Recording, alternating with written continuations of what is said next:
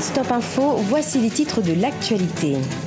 Le sommet One Planet Summit s'ouvrira ce mardi 12 décembre à Paris, en France. Un sommet climatique qui fait suite aux accords de Paris de 2015. L'occasion pour le président camerounais Paul Biya de relancer une nouvelle dynamique dans les zones dites arides. Le Forum des affaires pour l'Afrique et le monde s'est achevé ce samedi 9 décembre en Égypte. Le développement du commerce intra-africain était au centre des discussions lors de cette deuxième édition.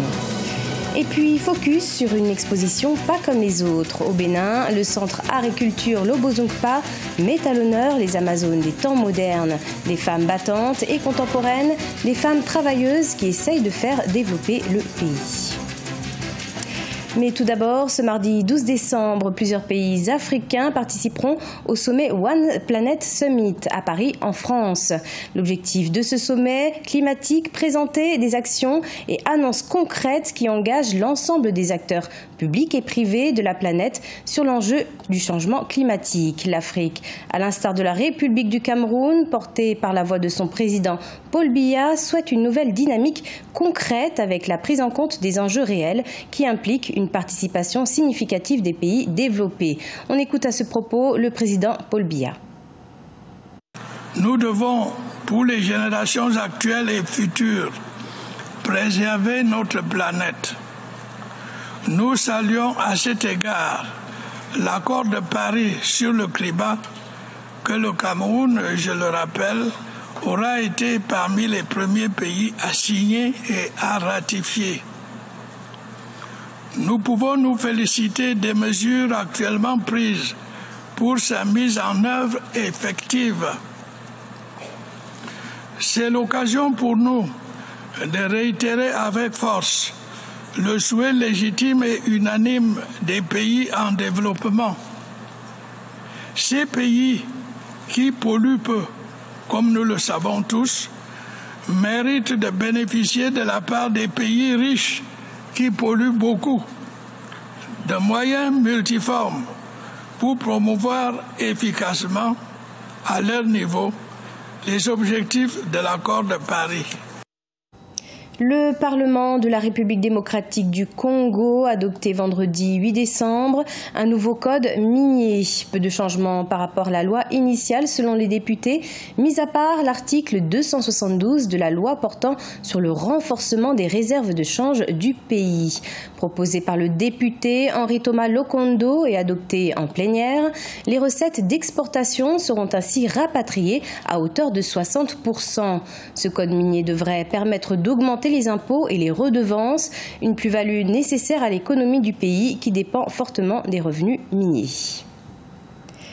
Le sort du commerce intra-africain, représentant 17% des échanges en Afrique, a été évoqué lors de l'édition 2017 du Forum Business for Africa and the World, qui s'est tenu du 7 au 9 décembre en Égypte. Le comité d'experts de l'Union africaine, qui devait produire un document d'ici fin 2017 pour une zone de libre-échange commune sur le continent, a été reporté cette tâche pour le premier trimestre 2018. Les explications avec Olive Adjakotan, notre envoyé spécial en Égypte. Selon des experts, c'est désormais en mars 2018 et non en décembre 2017 que sera présenté aux présidents africains le document stratégique d'une zone commune de libre-échange en Afrique.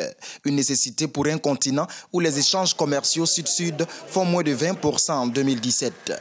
Les discussions pour harmoniser les positions continuent d'être houleuses, mais les experts restent optimistes.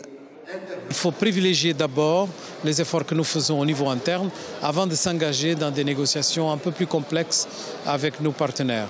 Donc le document qui sera présenté au mois de mars est un document qui étale le nombre de conditions nécessaires pour commencer vraiment à mettre en place la zone de libre commerce continentale. C'était prévu de terminer en 2017. Bon, si on termine en mars 2018, ce n'est pas un grand retard. On peut l'expliquer par la complexité des négociations. Les Nigériens Aliko Dangote et Tony Elumelu, quant à eux, font du commerce intra-africain une priorité absolue. En 2017, tous deux investissent dans une trentaine de pays africains et dans divers secteurs. Des investissements qui continueront à croître dans le futur, selon ces derniers.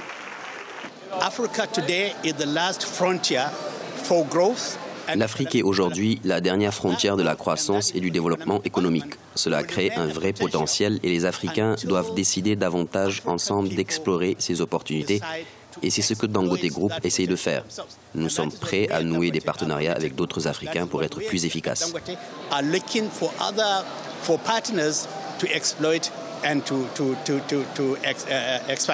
Les échanges commerciaux entre les pays asiatiques sont de 53% et 67% pour l'Europe. Au niveau africain, le taux est de 17% avec un déficit de financement du commerce estimé à 120 milliards de dollars par an selon la Banque africaine d'import-export. Un forum au cours duquel les femmes africaines entrepreneurs ont tenu à se faire entendre, une occasion pour beaucoup d'entre elles de développer leur opportunité d'affaires. Le point avec Olive Adjakotan, notre envoyée spéciale en Égypte. Les femmes d'affaires africaines sont à la recherche de plus de partenariats pour la prospérité de leurs entreprises lors du deuxième forum des affaires pour l'Afrique et le monde tenu du 7 au 9 décembre 2017 à Sharm el-Sheikh en Égypte. Par exemple, on compte 400 femmes d'affaires formelles au Sénégal. L'une d'entre elles a présenté ici un projet phare de village vert qui a suscité une réelle adhésion de nombreux décideurs financiers. Ce projet de réalisation de village vert en Afrique devra créer des richesses et des emplois. Donc, l'opportunité que j'ai énormément tirée de ce forum, c'est d'avoir rencontré des investisseurs qui sont intéressés par le financement du projet. Pour une meilleure synergie de leurs actions, les femmes d'affaires africaines ont même créé une organisation en 2001. 37 pays font partie en 2017 de l'Organisation des femmes d'affaires africaines dont le siège est au Sénégal. Mais en 16 ans d'existence, plusieurs défis entravent le développement du commerce intra-africain de ces femmes. On nous dit qu'il y a la levée des barrières commerciales, mais les femmes également rencontrent des difficultés pour faire pénétrer leurs marchandises d'un pays à un autre. Mais là, récemment, on nous a dit qu'il y a des accords qui ont été signés au Niger concernant la libre circulation des biens. Mais s'il y a libre circulation des biens et qu'il n'y a pas libre circulation des personnes, donc vous me direz qu'il n'y a pas de libre circulation. Parce que je ne peux pas faire pénétrer mes marchandises dans un pays sans pour autant que moi je bénéficie de visas gratuits. Outre la libre circulation des biens et des personnes, ces femmes entrepreneurs sont confrontées aussi à l'accès au financement. Beaucoup d'entre elles évoluent dans l'informel.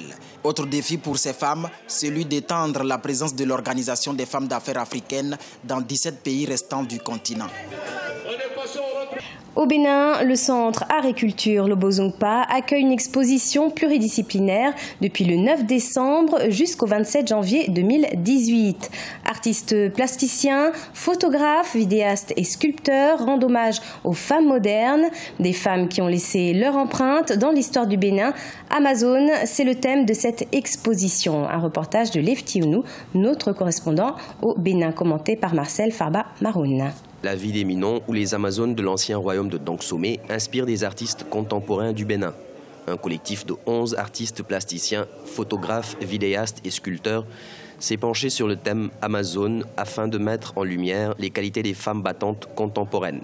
La féminité, la bravoure, l'investissement de la gente féminine dans les nouveaux corps de métier sont, entre autres, les regards singuliers et contemporains portés sur les femmes guerrières d'Afrique et du Bénin.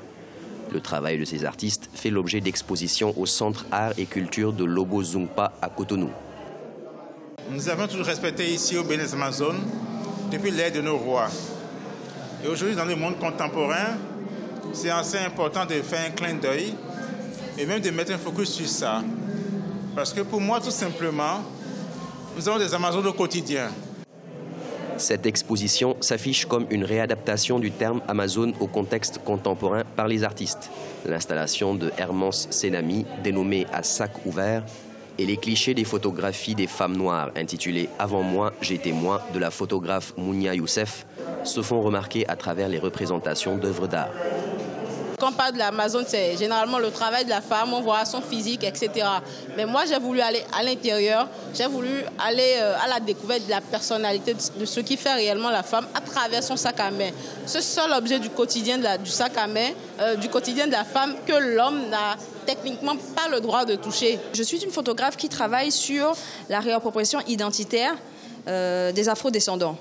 Donc mon travail se porte sur le cheveu afro, non seulement ça, mais sur le corps également. Donc pour moi, une femme amazone, c'est une femme qui réussit, c'est une femme battante, mais c'est une femme aussi qui accepte son corps tel qu'il est. Là, je veux aller à l'encontre des produits cosmétiques, de l'éclaircissement de la peau, des régimes forcés pour correspondre à des standards de beauté imposés. Cette exposition pluridisciplinaire intitulée Amazone se déroule du 9 décembre au 27 janvier 2018 au Centre Art et Culture de Lobozumpa à Cotonou. Rappelons que les Amazones constituaient des figures de proue de l'armée dans l'ancien royaume du Dahomey, notamment sous le règne du roi Béhanzin. Ces femmes guerrières, à travers leur combat, courage et détermination, ont laissé des empreintes dans l'histoire du Bénin. C'était le journal de la rédaction. Merci de l'avoir suivi. Retrouvez dans un instant une nouvelle édition de l'information sur Africa 24.